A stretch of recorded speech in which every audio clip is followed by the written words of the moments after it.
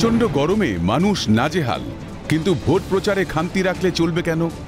শাসক শিবিরের উন্নয়নের খতিয়ান তুলে ধরতে মডেল হিসেবে দেখানো হলো ছোট শিশুদের।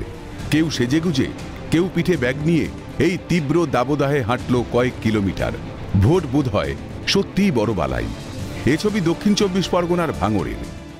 স্কুলের বাচ্চা ছেলে মেয়েদেরকে কাজে লাগিয়ে আর নির্বাচনী প্রচারে র্যালির মাধ্যমে যে কর্মসূচি পালন করছে সেটা সম্পূর্ণ বেআইনি। মঙ্গলবার প্রচার ছিল জয়নগর লোকসভার তৃণমূল প্রার্থী প্রতিমা মণ্ডলের।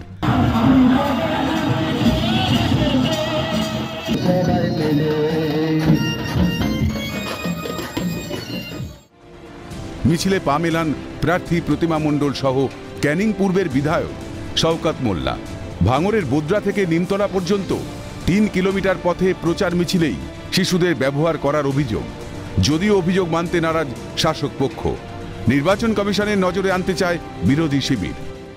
দেখুন, স্কুলে ছাত্রছাত্রীরা কোথায় টিউশনে যাচ্ছিল তারা হয়তো 5 জন, এখনও তৃণমূল কংগ্রেসের সেই অবস্থা হয়নি